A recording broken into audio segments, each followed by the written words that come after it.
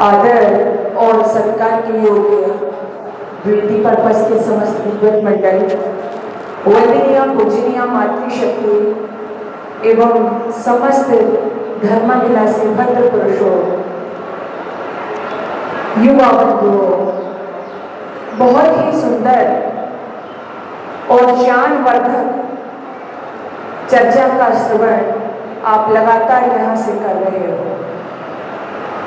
और मैं देख रही हूँ कई बार आपको निर्देशित भी किया गया है कि जब भी किसी का सत्कार हो रहा है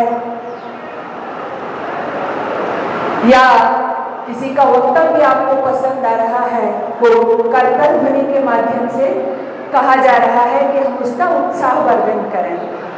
तो इससे दो फायदा होते हैं। मैं अपनी बात यहीं से प्रारंभ करना चाहती हूँ। एक होते हैं श्रोता और दूसरे होते हैं श्रोता।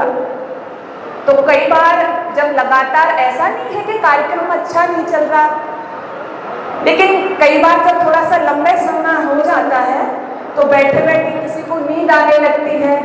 तो जब जो आप ताली बजाते हो, करतल ध्वनि होती है, तो इससे क्या है, पास में बैठा हुआ व्यक्ति जग जाता है और जिसका सत्कार हो रहा है उसका उत्साहवर्धन होता है। तो दो फायदे इसके होते हैं। तो एक बार सबसे पहले मेरे साथ जय घोष करेंगे, भारत माता की, भारत माता की। बहुत बहुत बहुत सुंदर कार्यक्रम। मैं अभी विचार कर रही थी कि हमारी प्राचीन जो संस्कृति है, हमारी जो सभ्यता, हमारी जो परंपराएं हैं, हमारा जो वैदिक वाङ्मय है, कितनी सुंदर व्यवस्था उसके अंतर्गत है। ज्योतिष पर बहुत सारी बातें आपने सुनी। इस ज्योतिष को वेदांत के अंतर्गत नाम दिया गया, कल्पनिरुक्त ज्योतिष, व्याकरण और छंद। तो हमारे वैदिक वाङ्मय में आप कौन सा उसका ग्रंथ पढ़ेंगे जो ज्ञान और विज्ञान से भरा हुआ नहीं है। मैं ये कह सकती हूँ कि यह तो वह देश है कि जहां आप थोड़ा सा पीछे लौटेंगे तो यहाँ के जो ऋषि थे, यहाँ के जो आचार्य थे, उनके चरणों में पढ़ने के लिए, वेद वेदांत को जानने के लिए इस देश के लोग ही नहीं बल्कि सज्जनों, विदेशी लोग आकर के यहाँ से शिक्षा लिया करते थे। एतद् देश प्रसूतस्य सका सादग्र जन्मनः स्वं स्वं चरित्रेण शिक्षेण पृथिव्या सर्वमानवः। सारी दुनिया के मानव यहाँ के ऋषियों के चरणों में बैठ करके, ब्राह्मणों के चरणों में बैठ करके चरित्र की, आचरण की शिक्षा लिया करते थे। लेकिन शब्द लगा रही हूँ। हमारे पास इतना विशाल वैदिक हमारा वाङ्मय, इतनी उत्तम श्रेष्ठ परंपराएं, लेकिन आज क्या हो गया कि आज हमारे भारत देश के लोग अपने बच्चों को विदेशों में भेजते हुए गौरव का अनुभव करते हैं। ये बातें भी मैं चाहूंगी कि विचारणीय है। इतने पवित्र ग्रंथ जिस देश के पास में हो, वेद जैसा सृष्टि के आदि में जो संविधान दिया गया हो वो जिसके पास में हो, वेदांत, उपनिषद, दर्शन, रामायण, गीता, महाभारत जैसे ग्रंथ जिस देश के पास में हो, और वहां की संतति, वहां का युवा अपने आप को हीन भावना का शिकार कर ले, तो यहाँ पर विचारणीय बात हो जाती है। तब मुझे लगता है कि शायद हमारे धर्म ग्रंथों में जो ज्ञान छिपा है, जो विज्ञान छिपा है, वो हम तक पहुंचा नहीं है, वो हम तक समझा नहीं है।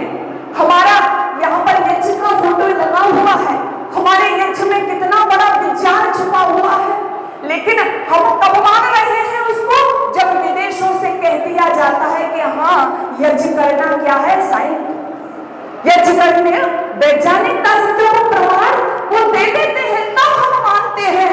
लेकिन हमारे यहाँ तो यज्ञ की महिमा बहुत पहले से गाई गई। हमारे यहाँ तो कहा यज्ञ तुहानम, हमारे घर ऐसे हो जहाँ यज्ञ होते रहे। अथर्ववेद में तो साफ कहा है, पृथ्वी यज्ञ धारयन्ति, इस पृथ्वी को यज्ञ ने धारण कर रखा है। लेकिन आज किसी से कहे कि यज्ञ किया करो, अपने परिवार में हवन को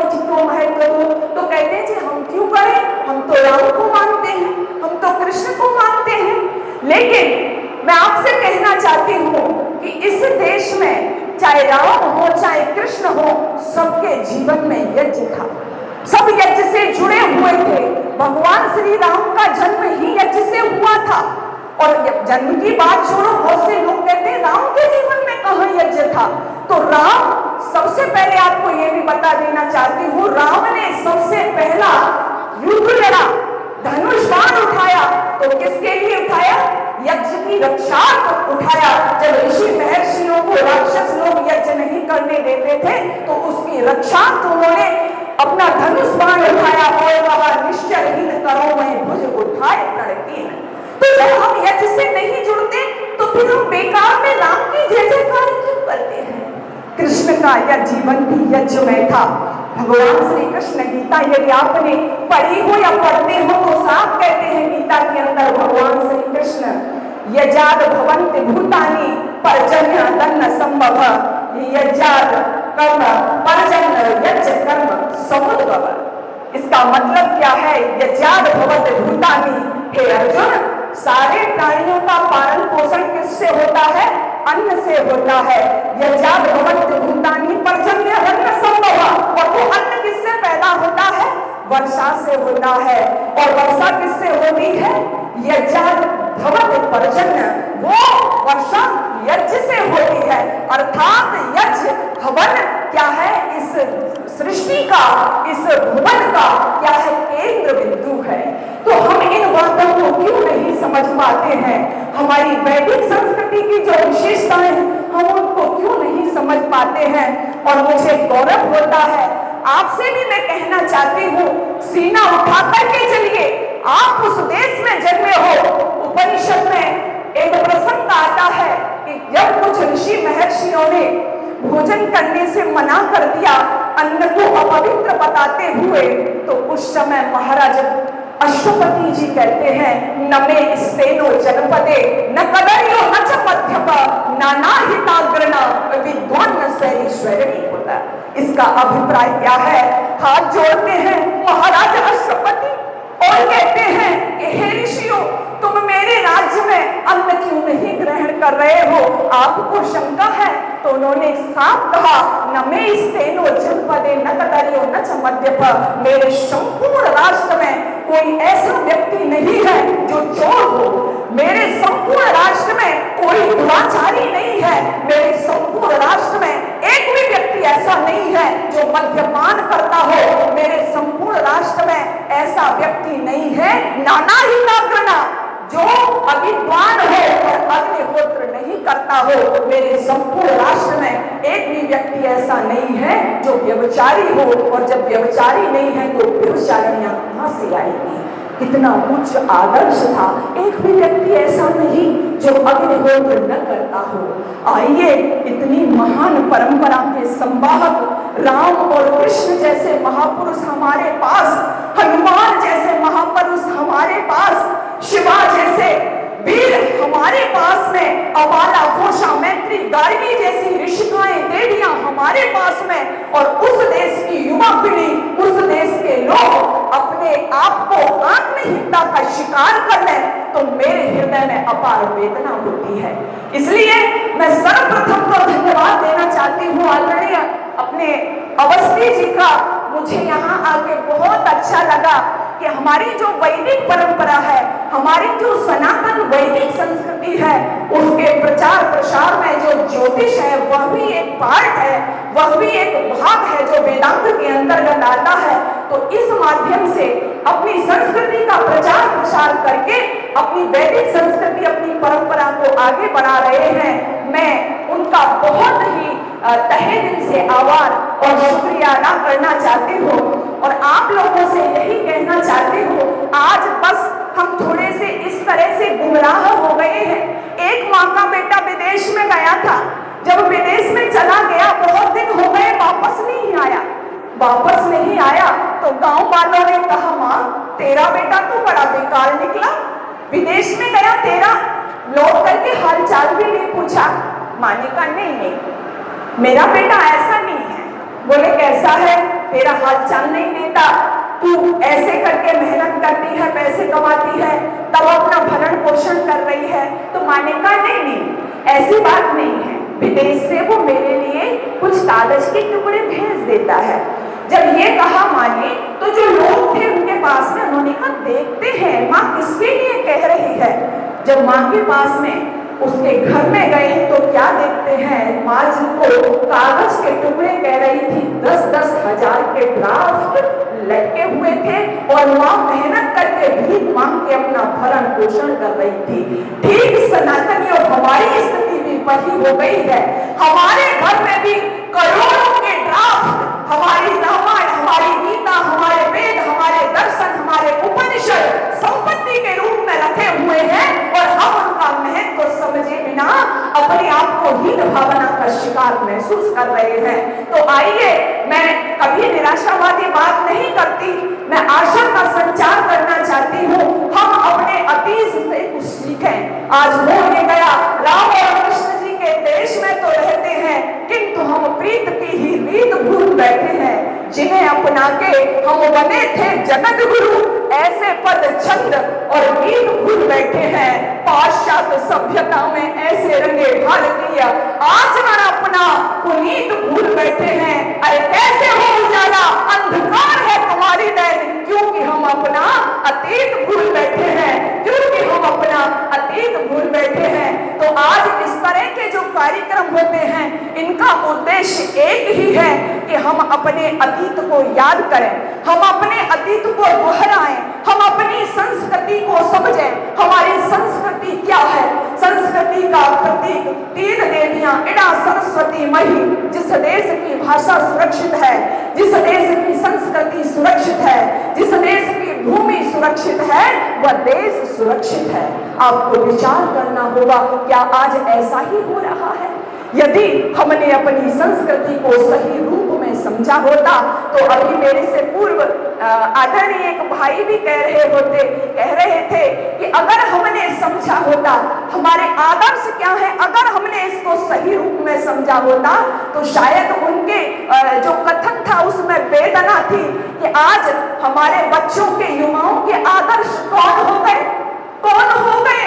आदर्श कौन होने चाहिए थे? जो संस्कृति के लिए लड़ गए, मर गए, कट गए, जिन्होंने धर्म नहीं छोड़ा, चोटी के लिए मर गए, छोटे छोटे बच्चों के बलिदान हो गए। कौन भूल सकता है वीर हकीकत राय को? अपना जनेऊ नहीं उतारा, कट गए, मर गए। लेकिन आज बच्चों के, युवाओं के आदर्श कौन है? एक वो आदर्श है, जरा ध्यान देना, बताना अपने बच्चों को जाकर के यहाँ आने का उद्देश्य केवल ताली बजाना या कुछ चंद लोगों का सम्मान हो गया, ये नहीं है।